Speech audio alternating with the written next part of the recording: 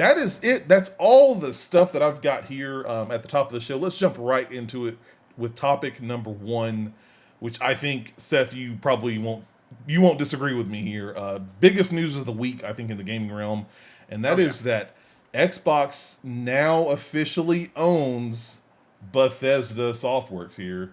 Make sure my I button not. believe and now listen, I've been out of the dating pool for a while. Mm-hmm. However, I believe they have what we would call they are going exclusive.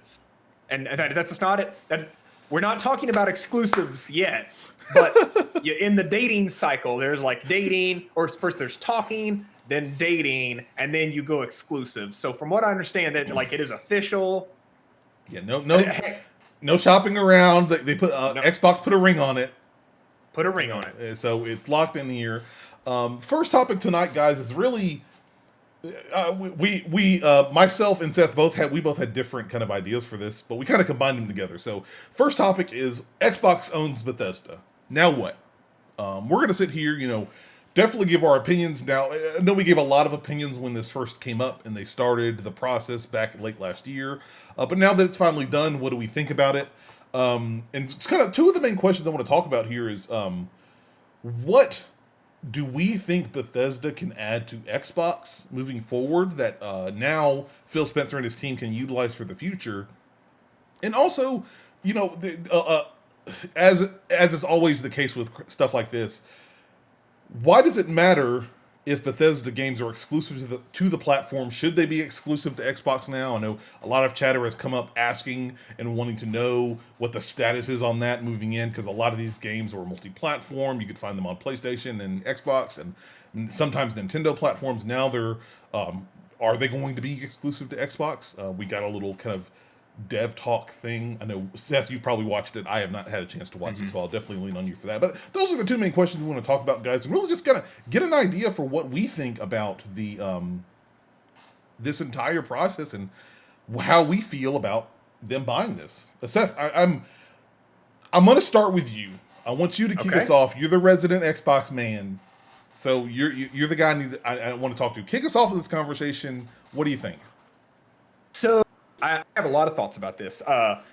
I've been screaming this week, listening to a lot of coverage about this, because I really don't think that I don't think that like a lot of gaming journalists who are like very, how do I put this? Like they're very tenured. They're veterans. They've been doing this for a long time. I don't really think they know how to talk about stuff like this very well, because this is that weird hybrid of like business and strategy that doesn't really mesh well with, like, game journalists are really good at watching demos and then regurgitating what those demos had into a written or video form. Like, they're really good at like covering games. I don't know that they're really great at covering the industry, with the exception of a couple of like select folks, people that are known for their industry stuff. So it's been kind of frustrating to like listen to some stuff this week, but I'm not going to focus on critiquing that. I want to focus on the two things that you just asked, right? So like, what does this look like moving forward? Like, Bethesda has now joined Xbox officially. Now what? And then also like talking a little bit about that game exclusivity discussion that's popped up so much, pretty much popped up ever since last September when they announced this. 100, yeah. I want to start with that one because it's the big one. I think it's what a lot of people are talking about. It's what a lot of people are curious about. And Cameron, you and I both know I've been very vocal on this podcast from the very beginning. I've said it from the very beginning. Like, as soon as this deal is done, Bethesda games are exclusive to Game Pass platform. Like, that is period. Like, I said Xbox platform. I'm going to read Phil's quote here because I think it does a much better job of saying these games are exclusive on Game Pass, right? So Phil recently was on this, I will say, a star-studded group of a panel of Bethesda and Xbox leaders, Aaron Greenberg, Phil Spencer, Sarah Bond, who's a fantastic Xbox exec who I'm so glad she's getting more FaceTime now in a lot of videos and press. And then over, Pete Hines, of course, Todd Howard, all the Bethesda folks. So they all had this big old roundtable live hour, and they didn't announce new games. They didn't announce anything about plans, but they just talked about Bethesda. And one of the first thing Pete Hines said is like, hey, Lots of people have been asking about this exclusivity thing. Phil, what can you tell us? And this is Phil's quote. I'm going to read it exactly as he said it. So, quote, if you're an Xbox customer, the thing I want you to know is that that this is about delivering great exclusive games for you that ship on platforms where Game Pass exists. That's our goal. That's why we're doing this. That's the root of this partnership we're building. Crystal clear. These games are coming to platforms that Game Pass are on. That does not include the Nintendo Switch. That does not include the Sony PlayStation. Period. So all I'm talking about the exclusivity deal. My only critique, or I guess analysis of that, is you don't spend $7.5 billion to publish games on other platforms. If they wanted to do that, they would have done what they've done through the entire history of Xbox. When they want to make an exclusive game, they would have partnered with them as a second party. A lot of people slang term this to second party, but like where you pay to kind of bankroll a game, and then that game comes exclusively to your platform. Like what they did with it, Insomniac Games and Sunset Overdrive. Yeah, Sunset Overdrive. I think a newer example, Final Fantasy 16 seems to be that. Death Stranding was another example of a game that Sony financially funded in order to get on their platform.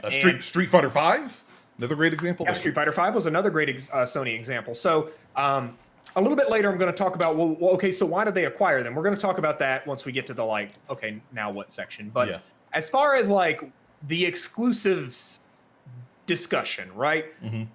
To coincide with this, the first thing you kind of do when you acquire Bethesda is you want to launch all their old games on Game Pass, right? That's the first logical step.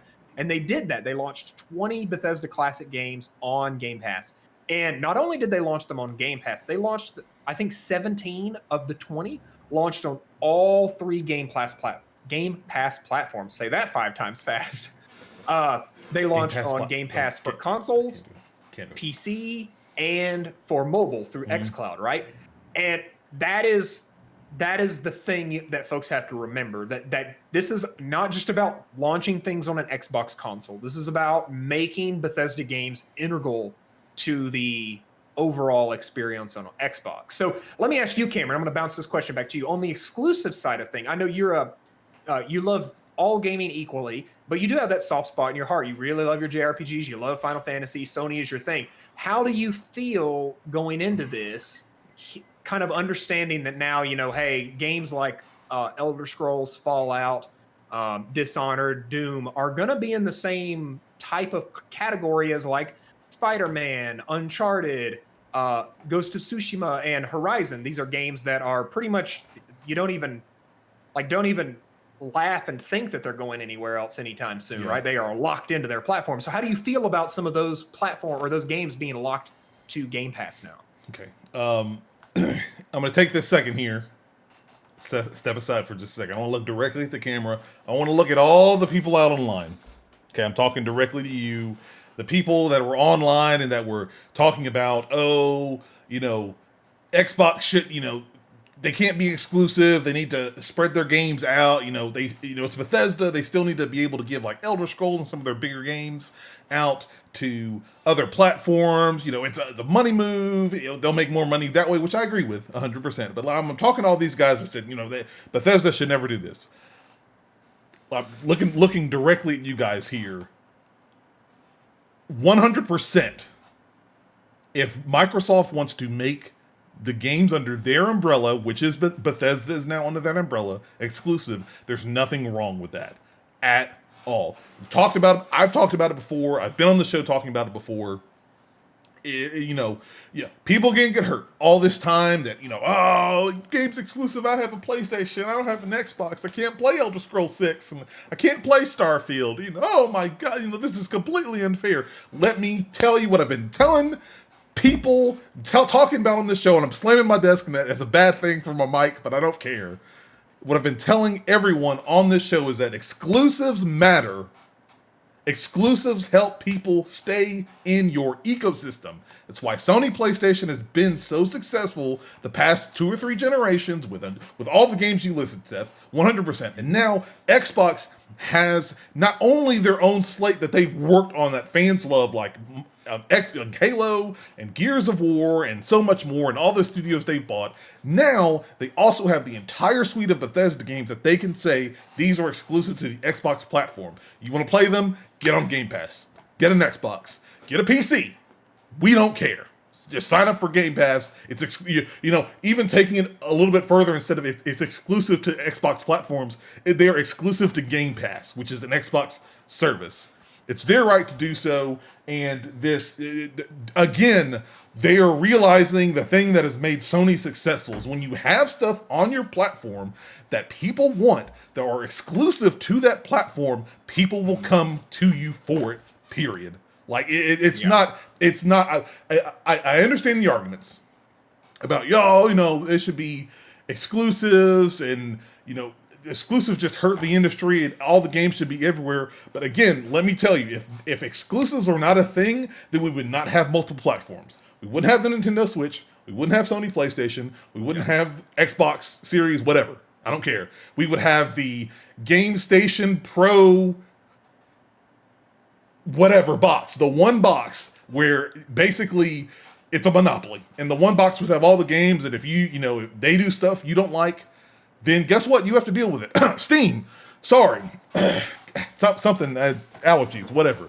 But I'm telling you, like I've talked about this analogy, Seth, with you, and it's my thought process in exclusives. If you have an ice cream shop and I have an ice cream shop and we sell the exact same lineup of food, then why the hell do you choose which one to go to? Because it's a better experience for you. Yet people, we inherently, you start, when you choose your ecosystem you want to play in, you start looking at what you like better. Maybe you have better services than I do. Maybe I offer free parking. Maybe I have a little coupon thing that says buy 9, get the 10th cone free. Those exclusive benefits help sway people to those different platforms that they want to choose. The reason a lot of people, especially during the PlayStation 4 era, were looking at PlayStation 4 was because of not only the exclusive games, but the high quality exclusive games they've had. Yeah. Sony studios have worked together, not only, and we're going to talk about this sure in another part of the conversation, not only made exclusive games, but also worked within each other to refine their talent, refine their processes, to make games. They may take a little bit longer than you expect, but they're going to be high quality right out of the gate. And they're going to be games that people are going to enjoy, and people in love, and understand that there's, I'll even take a game that some would consider lower on the totem pole, like Days Gone. And like a game that was, I think, scored like in the 7s range, but still there's fair interest in that game, and people are still like, man, this is, they did a lot of stuff wrong, but they did a lot of stuff right, and I really want to see them make a sequel, so maybe we could see what they do in the sequel and improve on that. And that's what Xbox and Microsoft and Bethesda get to do. Well, that's what Xbox gets to do with Bethesda, is that they now get to have those games and say, these are exclusive to platforms. No one should be hurt by that. That is what it is. It's, if you want to play Elder Scrolls 6, if you want to play Starfield, if you want to play these next tiers of games, guess what? There's a 99.9999% chance that you're going to have to get an Xbox system or sign up for Game Pass to play these games. And that's why they spent what you said, Seth. They spent that $7.5 billion. They could have easily said, two ways of looking at it. They could have spent that money and then still done it multi-platform. But guess what? Their game's going to go onto PC too. And PC is one of the largest. I think we pulled up stats one show, Seth. Like PC has a larger install base than the consoles do. Yeah. Well, and we've talked about this before. Like, if you crunch the data, the console market takes up about 20% of the overall gaming market, right? And I'm not going to talk about this more and more and more, but like, Microsoft is not looking to compete with Sony and the 200 million people that buy consoles. They're looking to establish themselves as a name with the 2 billion people that play video games on something. That's what I'm saying too. And it's also, as we've seen in conversations before, Sony's understood that too. The conversation that Jim Ryan had in that article a week or so ago about, hey, we're going to bring some more of our exclusives to PC. Yep. So that the PC players can say, oh man, Horizon Zero Dawn is great, and then say, I want to play the sequel. I'm going to get a PlayStation 5 to play Forbidden West. That's what Sony's realizing that too. Yeah. And but the big thing here is that you can go that route and then buy the studio and then basically multi-platform it out still and make money that way. But you cannot deny the fact Sony cannot look at Sony, look at Nintendo, who has made an empire on exclusive games. They even were able to make it through like a period of launching the Wii U, right? Considered one of the biggest failures in modern console hardware, right? Just their exclusives were able to carry that through 12 million units, right? Like 12 million is not anything in the grand scheme of console. That's about 10% of console players. But still, the fact that they were able to pretty much carry it with just a new Mario Kart, a new Mario World, and Zelda remaster, and basically those have all, with the exception of Zelda remaster, been ported to Switch and have done exorbitantly well, right? So like, it is truly. I would let me help. If people are having like trouble, and they're upset, or they're trying to think about, just think about Bethesda IP. Like you think about all those Sony IP that I just listed off, right? Horizon, God of War. They are there's no thought in your brain whatsoever that those games are going to ever come to anything other than PlayStation, unless they decide to do like a weird PC release 2 years later to promote a sequel or something, right? But like, I can promise you, Horizon 2 is not coming to PC day and date, right? That's not they're not their MO. Put it in the same place you put Mario, Kirby, Smash Brothers, right? Those games are never touching anything other than a Nintendo product. So now just go ahead and assume that Doom, Elder Scrolls, Fallout, all those IPs are not going to touch anything other than Game Pass. And that's and that's wrapping up my point here. I'll toss it back to you, Seth. We can get on next, so we can move forward with this conversation. I just want to say this has been bubbling. I haven't read a lot of video game stuff this week, but I've been looking at all these little points and people's contentions about its exclusive. Look, Microsoft has realized the same thing that Sony realized long ago about the fact that exclusives matter. And the fact is, just like Phil Spencer said, this acquisition was to give people a reason to get on Game Pass, to get an Xbox system, to play and jump on their services so they can make money that way. If you've listened to the show, you understand full well that I say I'm not the biggest Bethesda fan, but there are games that I like on the Bethesda side. There are games that I don't like. Never played a Skyrim or an Elder Scrolls game. I played Fallout 4, and I wasn't the biggest fan of it. Like, got me on record. You've heard me say it multiple times. Seth, you know this. But that doesn't change the fact there are still such a large audience of dedicated fans to these Doom, Elder Scrolls, Fallout, Dishonored. The list goes on and on that people are interested. And guess what? For a lot of those people, especially the ones that say these are the primary games that I play, now guess what they're looking at? They're looking at getting an Xbox system so they could play those games on that system and be prepared when we eventually start getting the stream of exclusive stuff come down the pipeline. Look, for anybody who said, it makes me a little frustrated when some people are like, we shouldn't have exclusives. Then what's the point of all of the platforms and all the stuff? Then get rid of the platform.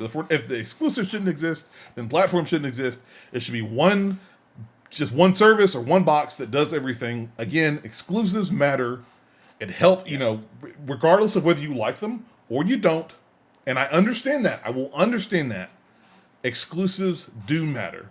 I'm not going to get down this rabbit hole, but I know in the past, the only big problem concern, I don't say problem, the only concern I had with this was hoping and praying that this does not become an acquisition war where Xbox bought Bethesda. Now Sony's going to go buy Square Enix. So now Xbox has to retaliate. Now they've got to go buy some studios too. And basically our entire gaming industry becomes, are you team blue or team green?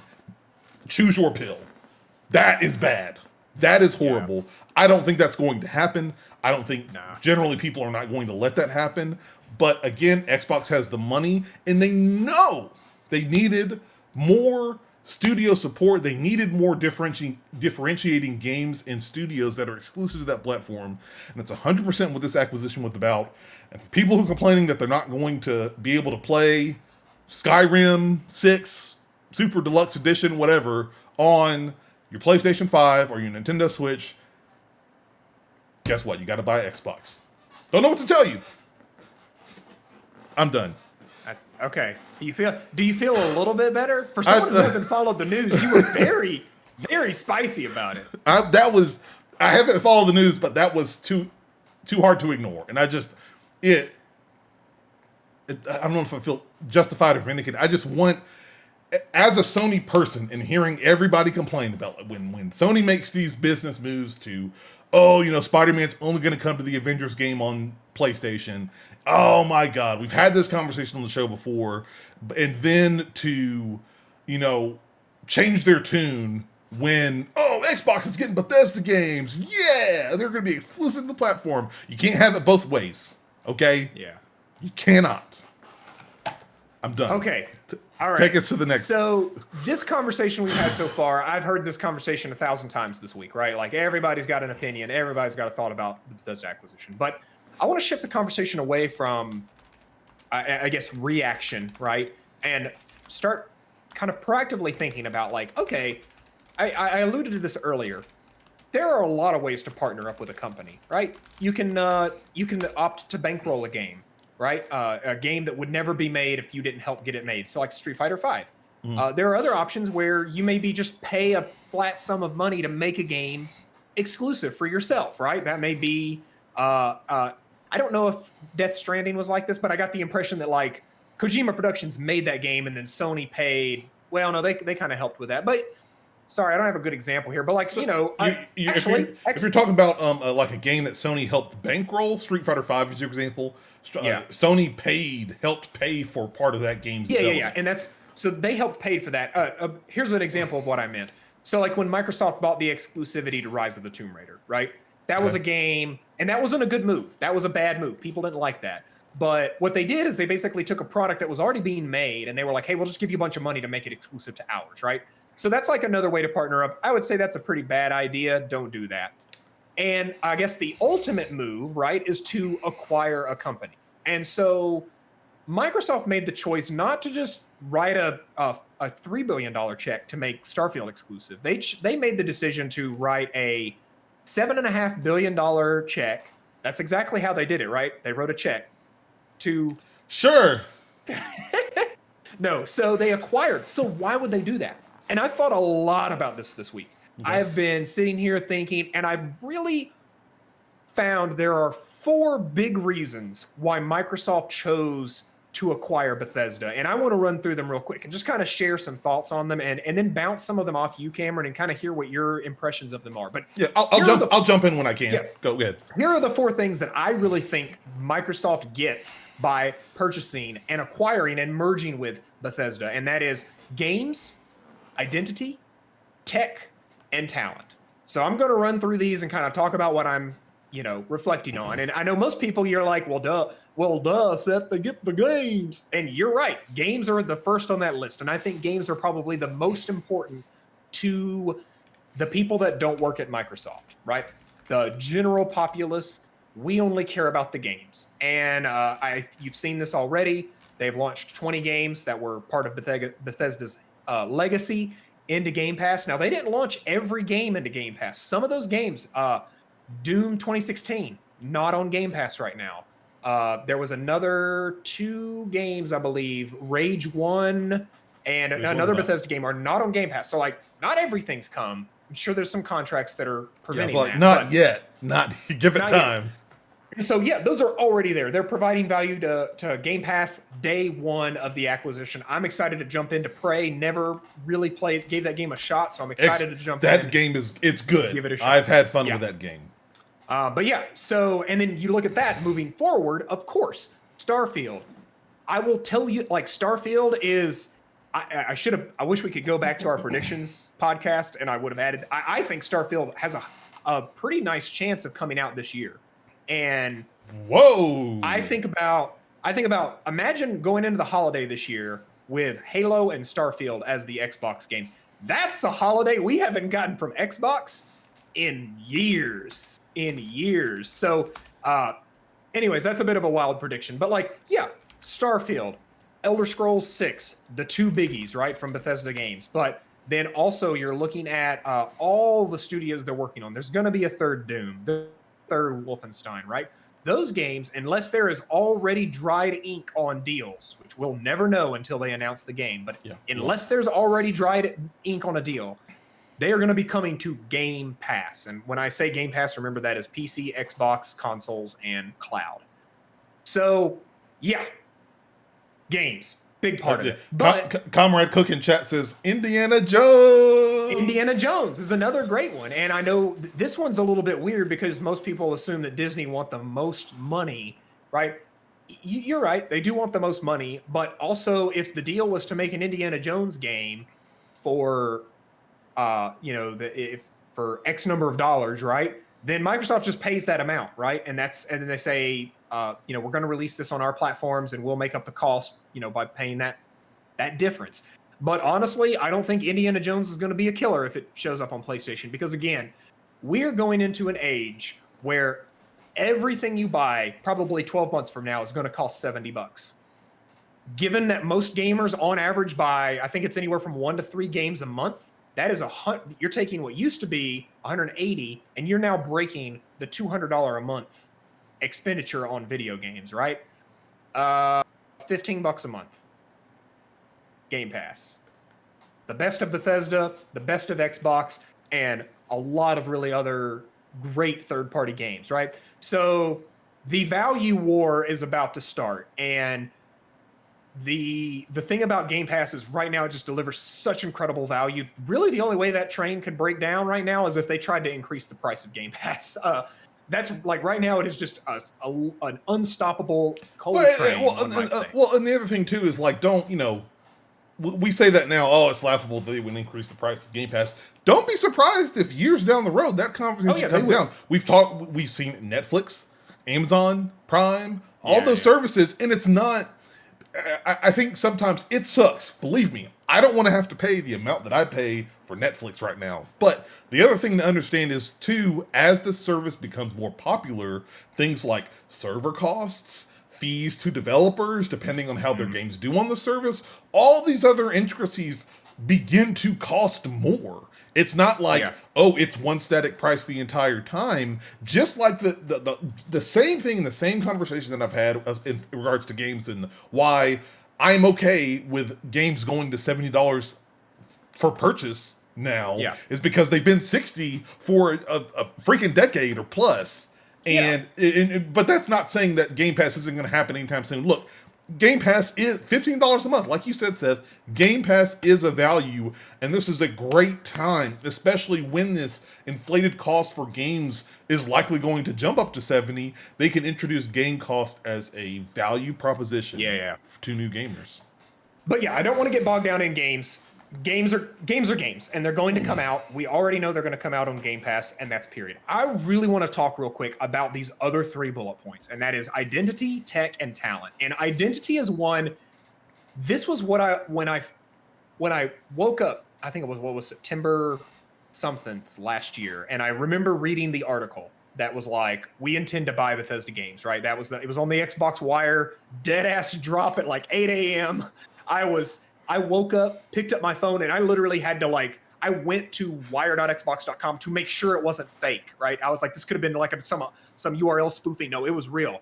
And the first thing that popped into my head is, oh my God, Doom Guy, Dovahkiin, BJ Blazkowicz, Fallout, all the weird mutant races of Fallout are all Xbox now, right? Like super mutants are an Xbox character, right? And at that point, my brain just started to go wild of like, oh man, can you imagine we're going to have Xbox themes that are themed around these Bethesda games. And when, we get to this point where now the ink is signed, or the paper is signed in ink, right? When I think about Xbox's reputation, especially through the Xbox One generation, what was the biggest thing that people always referred to when they thought about the Xbox platform, Cameron? And I'm going to ask you this just as a cold hard question. What did you think of the Xbox? Is the popular thought when you ask a gamer, what do you feel about the Xbox? What is the Xbox? I mean, it's like you're asking me. My first thought is that the general consensus of they didn't have games because a lot of their games felt the same. Yeah, To CT some Gamer people. said it. He said what I was looking for. A lot of people called it the shooter box, the FPS box, the Halo box. That's what they called it, right?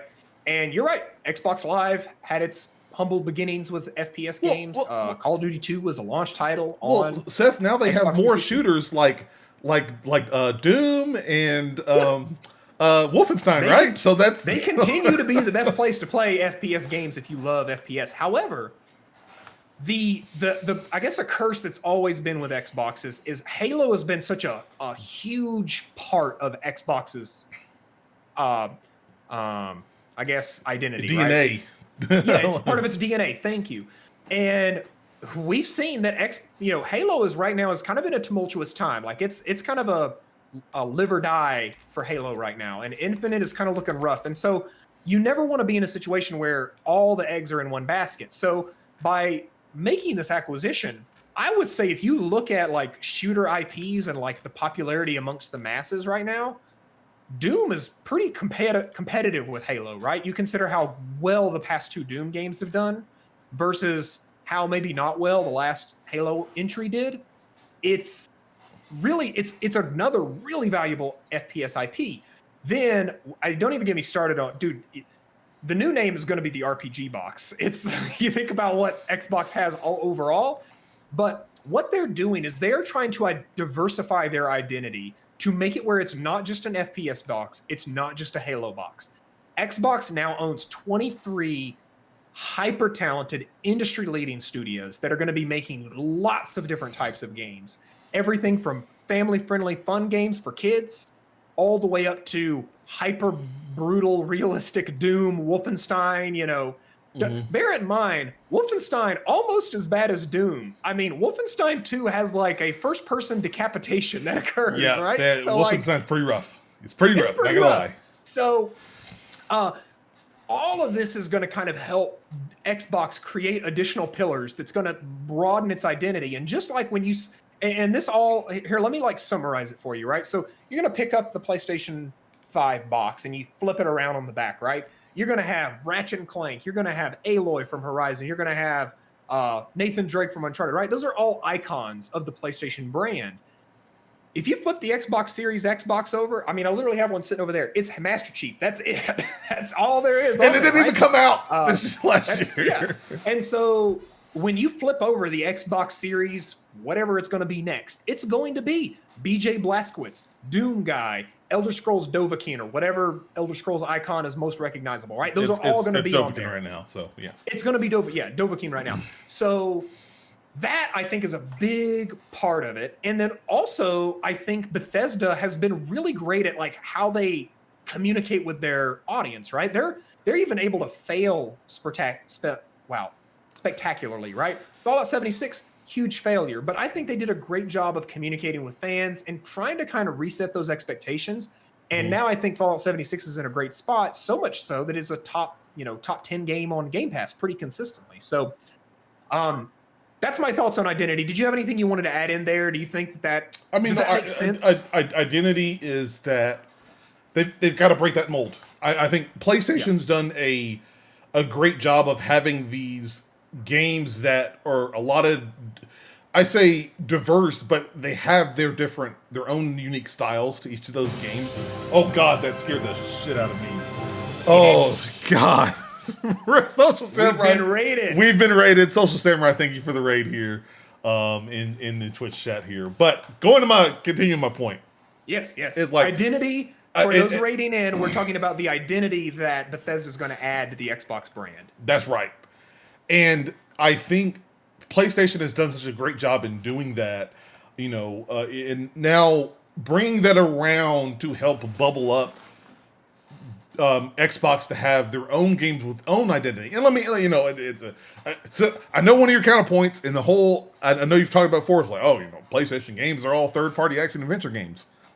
That part aside, each of those games still feels unique and different and fresh. Just like now that my Xbox has Doom and Halo and Wolfenstein, all those games have their own unique style and feel, even though they're still first-person shooters. Okay, and but even then, looking outside of that, there are still other games out there, especially bigger name games like Elder Scrolls, and I don't know Bethesda all well, so a bunch more that have different styles that are not necessarily shooters that are now going to be part of that Xbox ecosystem. I'm not going to be surprised if Xbox does a similar thing that PlayStation has done and start taking some of these, no offense to them, some of the smaller developers in this acquisition and basically rebrand them as Xbox style studios like Xbox Europe or something, some spin name on there to make sure people understand and maybe try to elevate those smaller studios by giving them the Xbox name. So, yeah. So the next thing that I talked about, so we talked about games, the kind of impact that the games will have. We talked about the impact that it's going to have on the identity. Tech is the next one.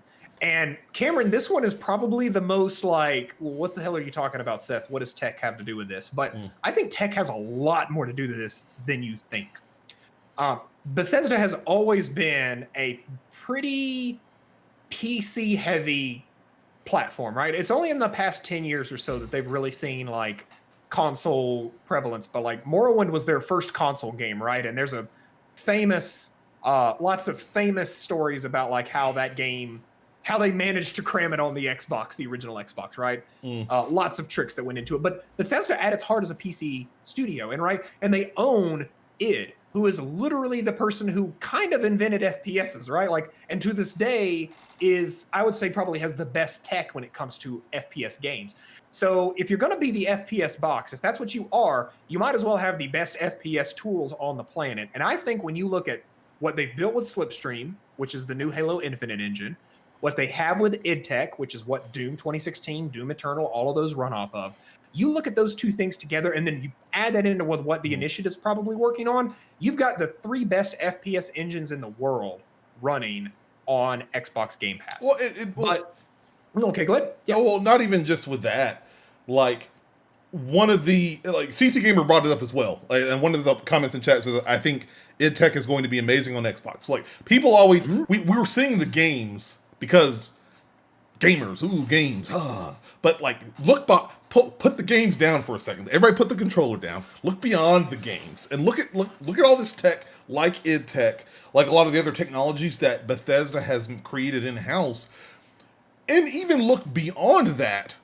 Look at what Xbox has that they can now give to Bethesda. Could this be a sign that we actually get an engine for a Fallout or Elder Scrolls game that isn't jank as hell? Yeah. Oh boy, that gets me excited. Tech is a very big thing. It's not the pretty thing that everybody wants to talk about, but these games have to be made somehow. Yeah.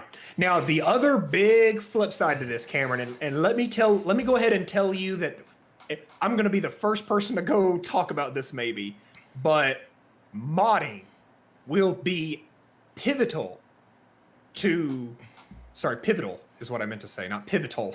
Pivotal to Xbox's PC strategy as we move into this Series X generation, right?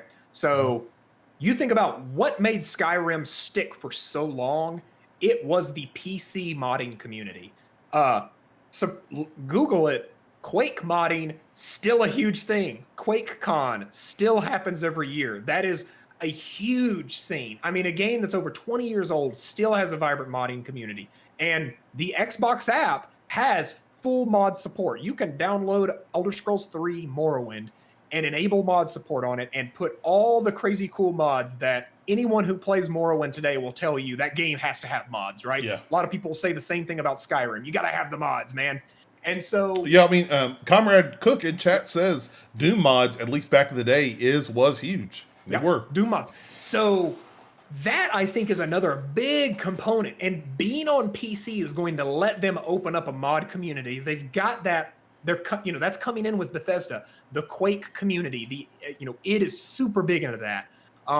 They've had some hits and misses in the past with mods. We've seen the mod workshop didn't go over super well when they tried to monetize it.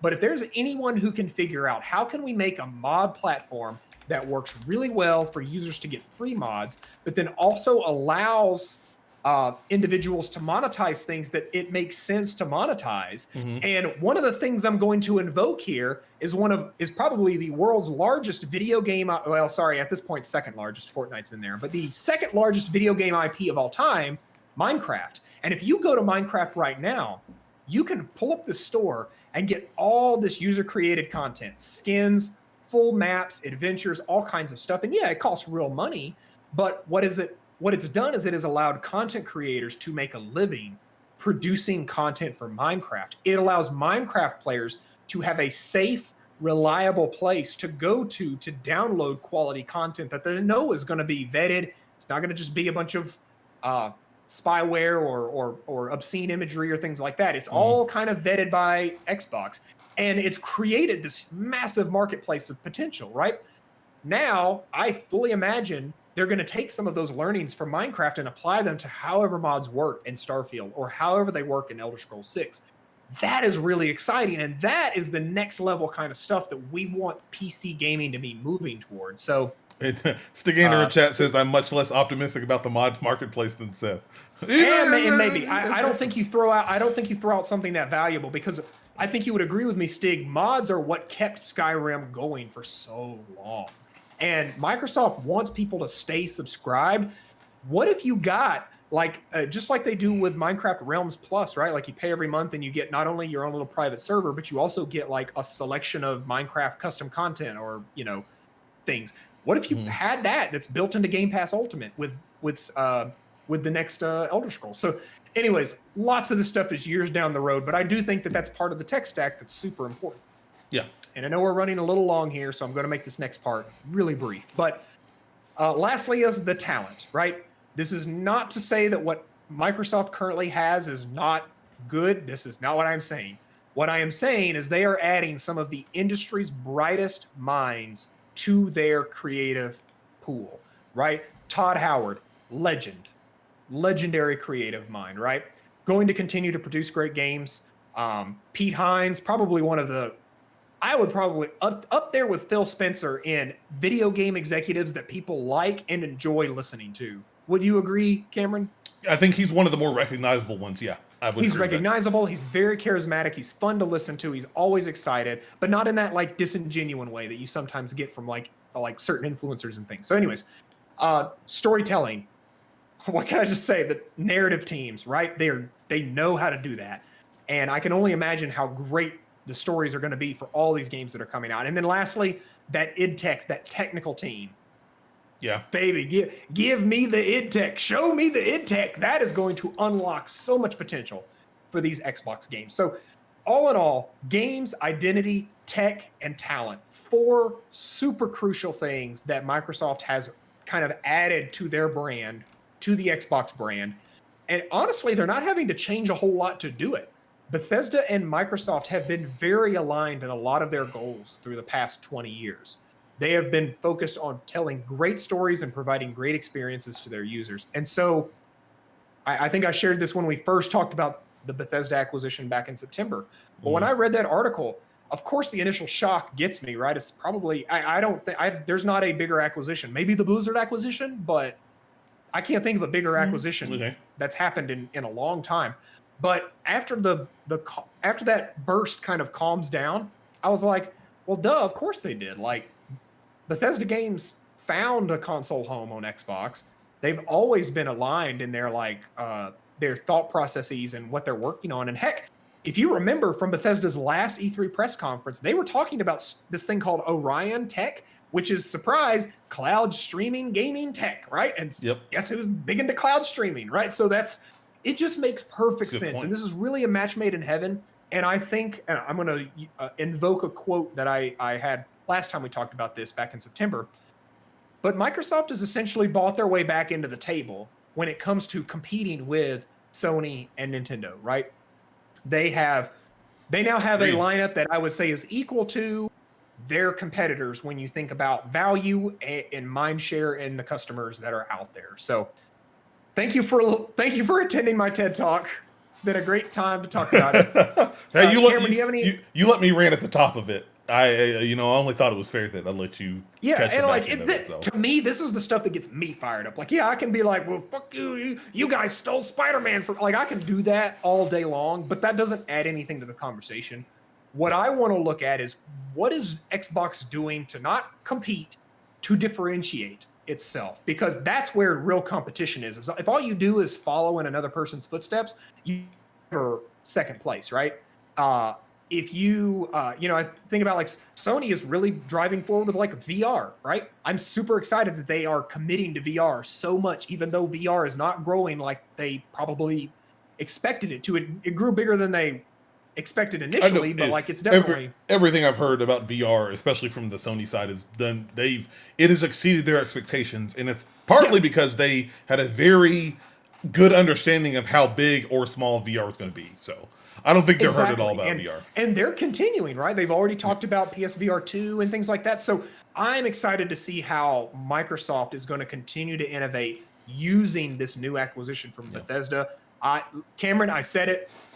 This week was the beginning of a new chapter for Xbox, and I will go ahead and say here, this will probably be Xbox's most exciting chapter.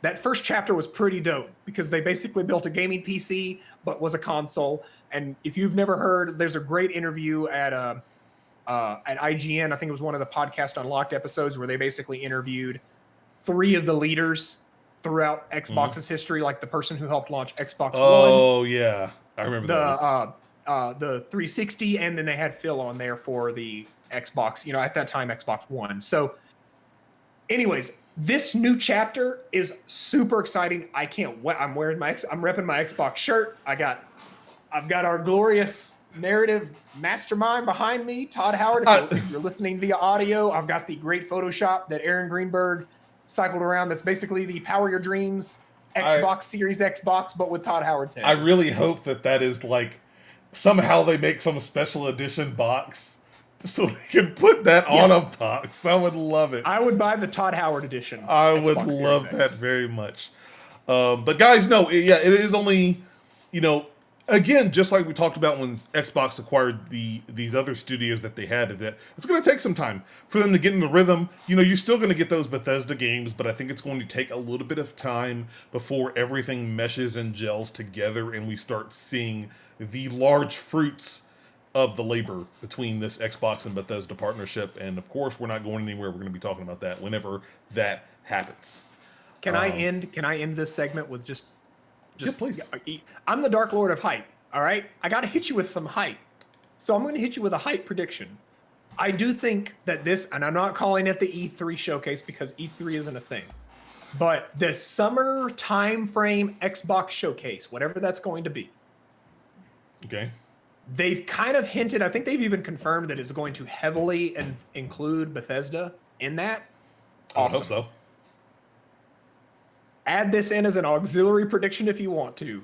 But Starfield will get announced, shown at that event for launch later this year on Xbox Game Pass. Boy. Day 1, and it's going to launch in that, like, right either before or after Halo Infinite. It's going to be the double whammy. We're going to get a mega FPS, a mega RPG this year. And as listen, let me put on my childish competition helmet, as God of War inevitably does not come out this year. It's going to be Christmas is ours for the taking, baby. It's ours for the taking. I need you to, like, the cup of Kool-Aid that you have off mic, I need you to push that further away from you, because you need to calm down with that. I want you to listen, Cameron. I just want you to chug jug with me, okay? I want you to chug jug with me. We'll see. I just invoked a TikTok meme here. So that being said, we got to move on to the next thing. Let's jump over.